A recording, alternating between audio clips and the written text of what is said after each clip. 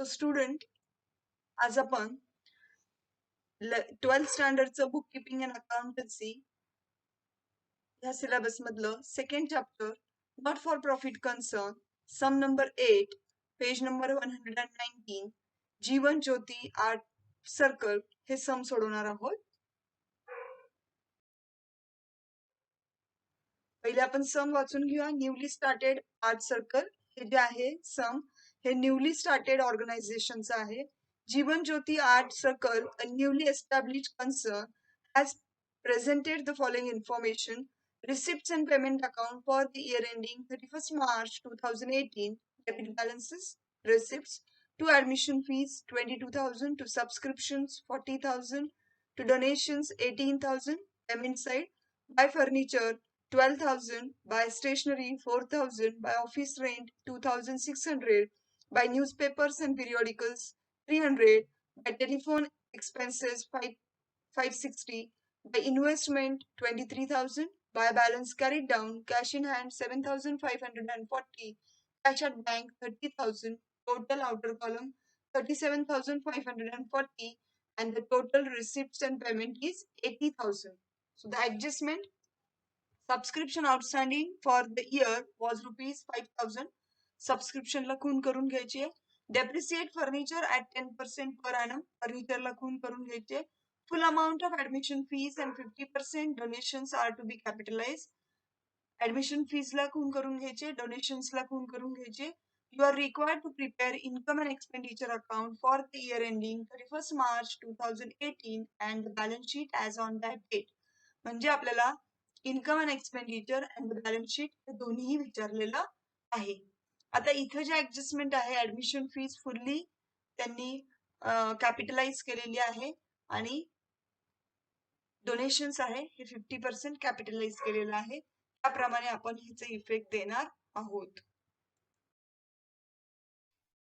Now we're going to transfer each and every element from the receipts and payment account one by one. So to admission fee, the receipt side, to admission fees. आता to admission fees होणार आहे by admission fees income ला जाणार आहे ते त्याला adjustment आहे म्हणून आपण इनर कॉलम ला ठेवणार आहोत 22,000.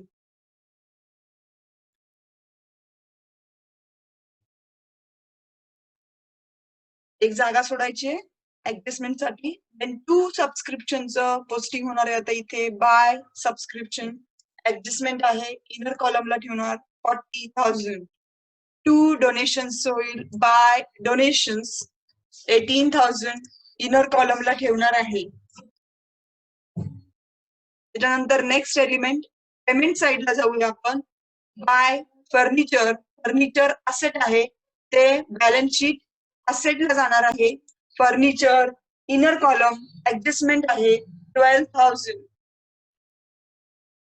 त्याच्यानंतर नेक्स्ट बाय स्टेशनरी. बाय स्टेशनरीचं होणार आहे टू स्टेशनरी त्याला ऍडजस्टमेंट नाहीये आउटर कॉलमला लिहिणार 4,000. देन बाय ऑफिस रेंटचं होणार आहे टू ऑफिस रेंट ऍडजस्टमेंट नाहीये आउटर कॉलमला जाणार 2,600.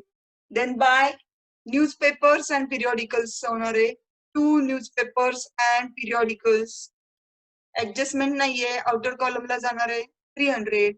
देन बाय टेलिफोन एक्सपेन्सेस होणार आहे टू टेलिफोन एक्सपेन्सेस ऍडजस्टमेंट नाहीये आउटर कॉलमला जाणार आहे 260. Then next investment. Investment capital expenditure आहे सो ते बॅलन्स शीट असेटला जाणार आहे. इन्व्हेस्टमेंट 23,000 त्याला ऍडजस्टमेंट नाहीये आउटर कॉलमला जाईल 23,000. Then by balance carried down cash in hand cash at bank balance sheet असेटला जाणार आहे. Cash in hand 7,540 and cash at bank 30,000. दोघांचीही टोटल करून आपण आउटरला घेणार आहोत 37,540. अशा पद्धतीने आपण रिसिप्ट्स अँड पेमेंट पूर्ण ट्रान्सफर केलेलं आहे. आता आपण ऍडजस्टमेंट कडे जाऊयात.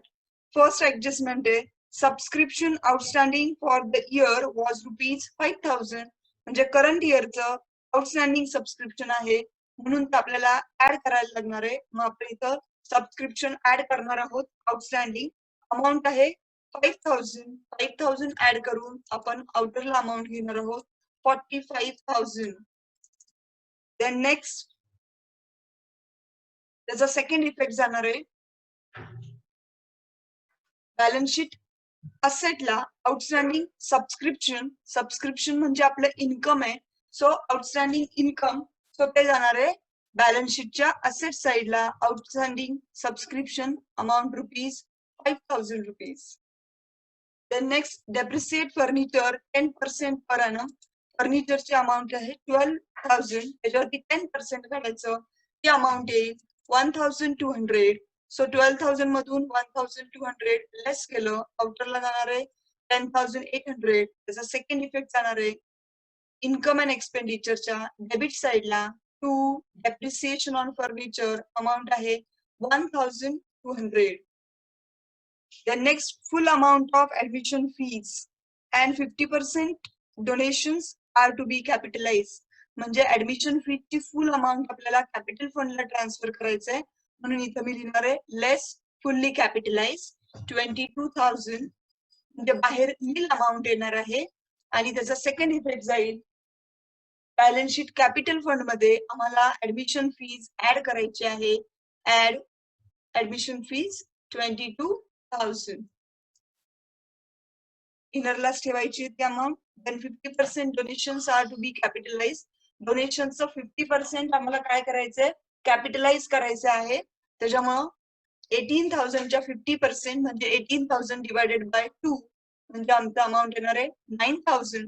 9,000 आम्ही 18,000 मधून लेस केलं, आउटरला अमाऊंट येईल 9,000. सेकंड इफेक्ट आमचा बॅलन्स शीट लायबिलिटीजला आम्ही कॅपिटल फंड मध्ये ऍड करणार आहोत. ऍड 50% डोनेशन्स अमाऊंट आहे 9,000. अमाऊंट इनरलाच ठेवायची आहे. देन आपल्या सगळ्या ऍडजस्टमेंट झालेल्या आहेत. आता आपल्याला सगळ्यात पहिलं म्हणजे इन्कम अँड एक्सपेंडिचर क्लोज करायचंय. आम्ही इन्कमची टोटल केली तर आमची टोटल येते 54,000. आणि जर का आम्ही एक्सपेंडिचरची टोटल केली तर ही टोटल आमची येते 8,660. म्हणजे आमची इन्कमची टोटल ही एक्सपेंडिचरच्या टोटल पेक्षा जास्त आहे. म्हणजेच excess of income over expenditure that is known as surplus. आपल्याला ह्या 54,000 मधून हे 8,660 आपल्याला काय करायचे लेस करायचे आहेत.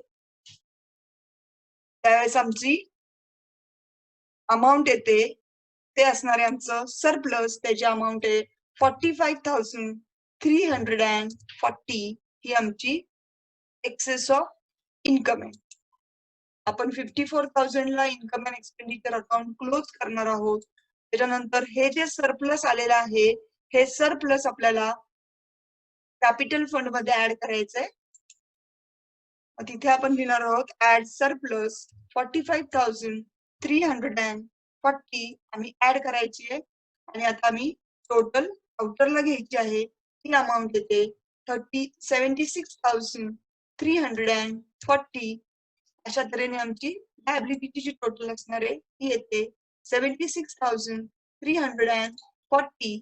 आता आम्ही असेटची टोटल करणार आहोत. असेटची टोटल केली तर ती सुद्धा येते 76,340.